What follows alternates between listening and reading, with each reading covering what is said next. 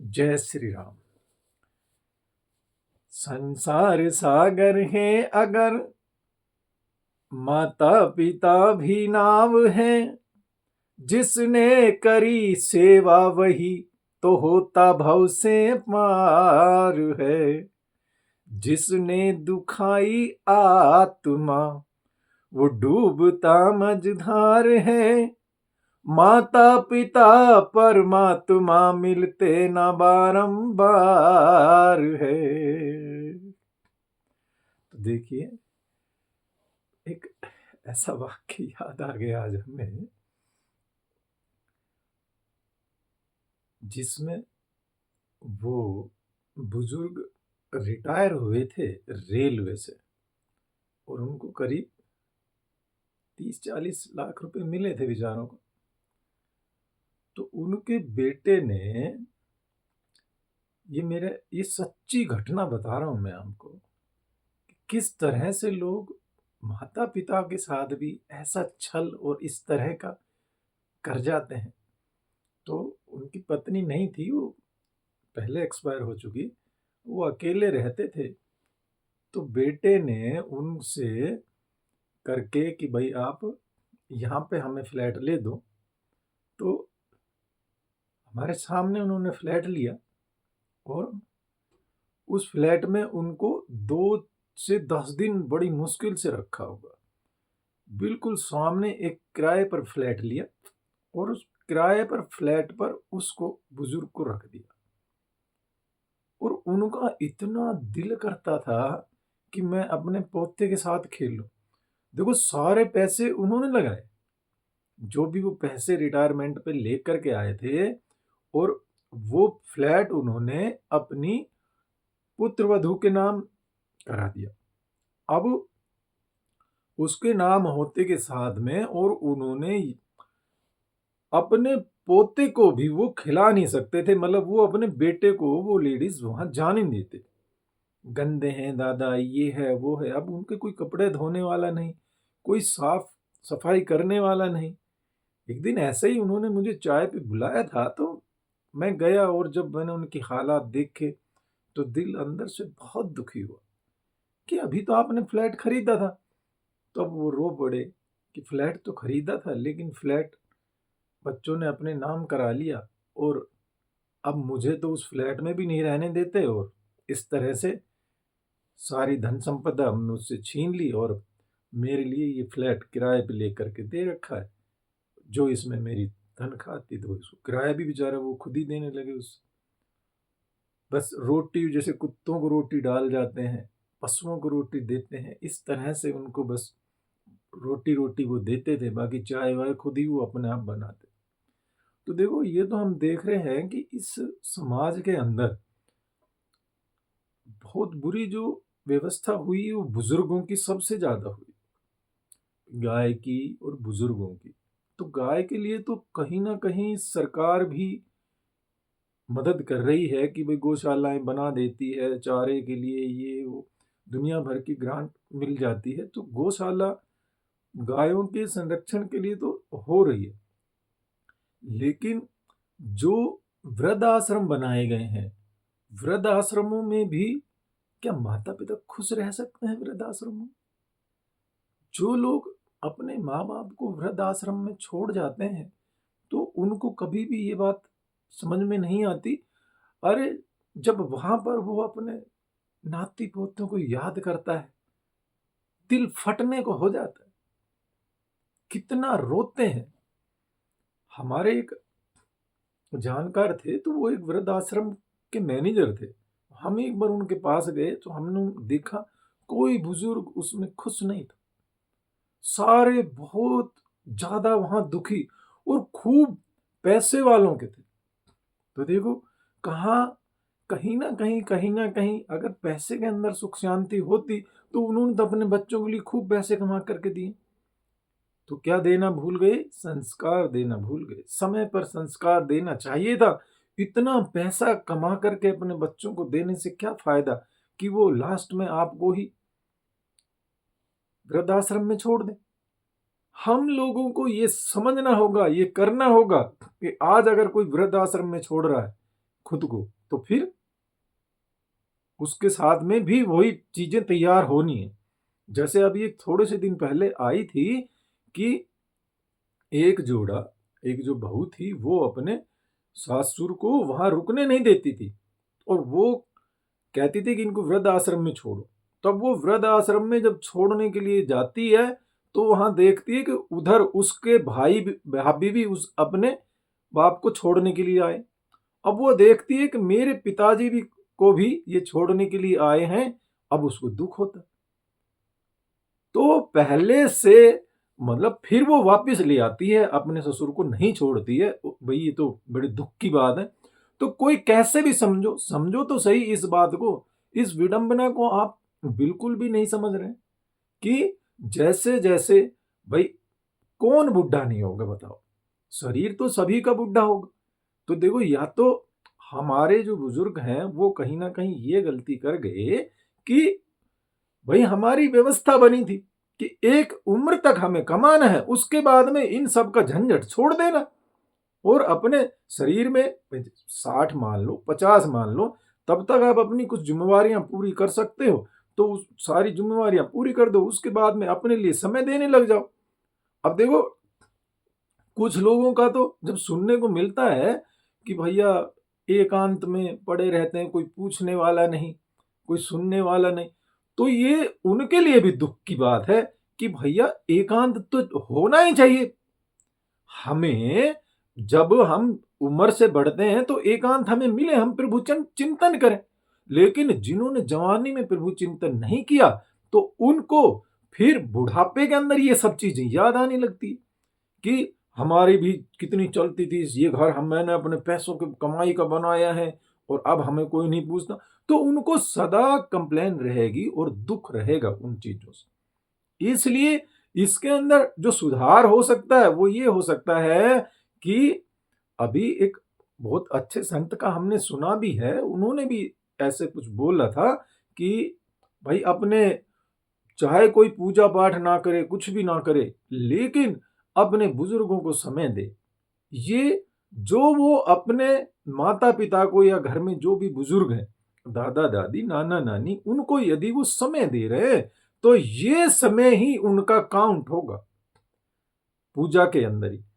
तो उनकी बात भी बहुत अच्छी लगी कि भैया हम जो अभी से इन चीजों को शुरू कर दें। देखो, जब जो नाती पोते होते हैं वो आकर के यदि खेलते हैं, अब आप तो लग गए, कोई बिजनेस कर रहा है, कोई दुकान पे जा रहा है, अपना किसी तरह कोई सर्विस पे जा रहा है, और आए और बोला ही नहीं, अपने दद्दू से बात ही ना करी है, बेटा है, बेटे को इतनी फुर्सत ही नहीं। तो ये सब चीजें जो आप अपने लिए खड़ी कर रहे हैं, आपको भी समाज में आगे चल करके, जो अब देखते हो ना, विदेशों में कोई किसी को पूछता ही नहीं।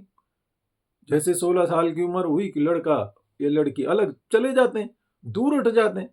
अरे उनको वो सब चीजें सहन हो रही है, आप लोगों को ये सहन नहीं होगी। ये भारतीय संस्कृति, इसमें जो प्यार रहा है वो एक अलग चीज है। हमें सब चीजों की आवश्यकता होती है। या तो कोई अपने लेवल पे एकांत पसंद करे, है? जैसे हमारे साधु संत होते हैं, वो कोई दुखी थोड़ी होते हैं, वो तो खुश होते हैं। जितना भी वो एकांत में रहते हैं, उनको तो प्रसन्नता मिलती है कि वो अपने प्रभु के साथ रहते हैं। तो उनको तो ये जीने की कला आ गई है भैया, तो वो तो जीना सीख गए। लेकिन अभी जिनको जीना नहीं आया और वो रह गए, तो आप उन लोगों को काहे सता रहे हो?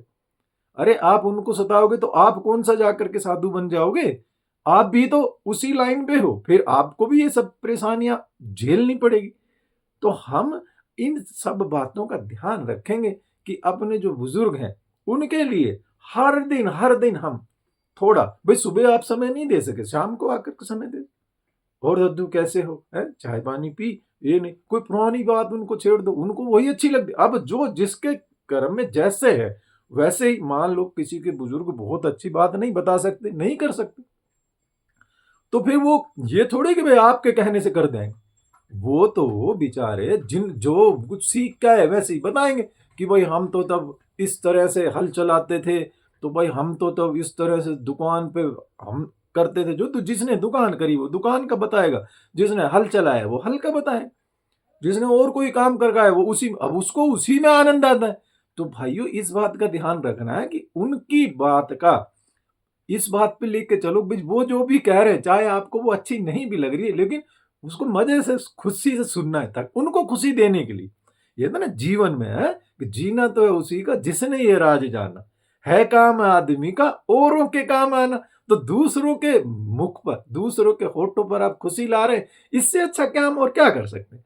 तो हम उनके होठों पर खुशी दे करके फिर सोएं। ये अगर आप अपना नियम बना लेते हैं कि भैया सुबह उठते टाइम थोड़ा सा बात करके चले जाओ और फिर शाम को सभी बारे बारे सिर आए बात करें, और ये हो जाता है कि भाई अपने माँ बाप को पूछते ही नहीं किसी भाई इन्होंने क्या करा है इन्होंने। भैया जिसके वक्त में जो होता है सब अपनी संतान के लिए बढ़िया ही करते हैं।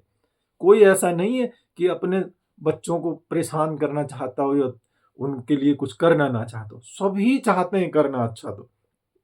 तो चाहे जिसने जैसा किया लेकिन अब आपका कर्तव्य बनता है कि आप इस समाज को जो कि इस तरह से हमारे देश के अंदर अरे यहाँ श्रवण जैसे पैदा हुए हैं और हमारे देश के अंदर वृद्ध आश्रम होना ये शर्म की बात है हमारे लिए है। हमारे देश के अंदर ऐसे ऐसे देखो ययाति जी का एक वर्णन आता है, वो बेटे ने अपने पिता को जवानी दे दी। तो इस तरह से हम हमारे बच्चे किस तरह से कौन से संस्कार से चल कर आए थे और हम किधर जा रहे हैं। जो संतान हमारी देखो ना आजकल बहुत ज्यादा पैक रहते हैं सभी कि भाई ड्यूटी करने वालों को तो समझो भाई फुर्सत ही नहीं होती, वो तो ये समझ लो कि सारा संसार का बोझ अपने सर पर लेकर चलते, क्योंकि ये संरचना बाहर की जो जो सर्विसमैन है उसके लिए बन ही ऐसी गई कि वो बहुत ज्यादा टाइट रहने लगे। उनके पास इतने काम इतनी टेंशन होती है, बेहद टेंशन ही टेंशन होती है। उनको अच्छा ही नहीं लगता कि अपने बाप दादाओं से बात कर ले, हैं? घर में बच्चों से बात कर ले।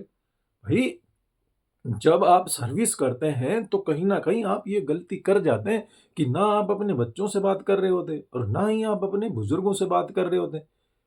फिर जब आप बुढ़े होंगे तो फिर ये चीज तैयार मिलेगी आपके लिए, क्योंकि जिनके बच्चे देखो जब आपके पास पैसा होता है तो आप क्या करते हैं बच्चों को हॉस्टल में डाल देते हैं।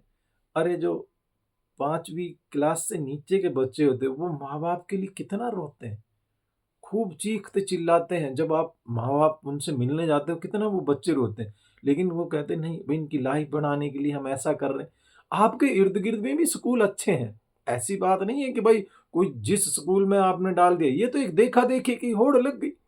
आप जहाँ रहते हैं वहाँ अच्छे स्कूल नहीं है तो चलो फिर मान सकते हैं कि भाई ये हमारे लिए जरूरी हो गया था।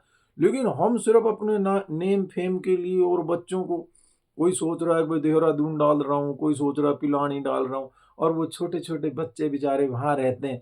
फिर उनको वो एकाक की चीज पसंद आ जाती है, फिर उनके दिमाग में माता पिता की कोई वो नहीं रहती। वो जैसे ही बड़े होते हैं तो फिर वो सिर्फ यही सोचते हैं कि भाई जो कुछ इनसे लिया जाए वो ले लो। तो आप इन सब चीजों को देखो गलती तो कहीं ना कहीं हम भी कर रहे हैं। भाई ऐसा तो नहीं है कि आजकल भारत के अंदर बहुत कम स्थान ऐसे हैं जहां पर अच्छे स्कूल नहीं होंगे, अच्छी शिक्षा की व्यवस्था नहीं होगी। तो नहीं तो लगभग लगभग स्कूलों की अच्छी व्यवस्था होती जा रही है धीरे धीरे। तो इन सब चीजों का भी ध्यान रखें कि हम पहले तो गलती कर दें खुद।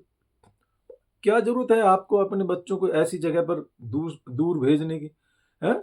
हमारे इधर में एक स्कूल खुला था, तो हमारे जो गांव के बच्चे थे वो तो पढ़ने के लिए जा रहे हैं दूसरे शहर में, और वो दूसरे शहर के बच्चे पढ़ने के लिए आ रहे हैं हमारे गांव।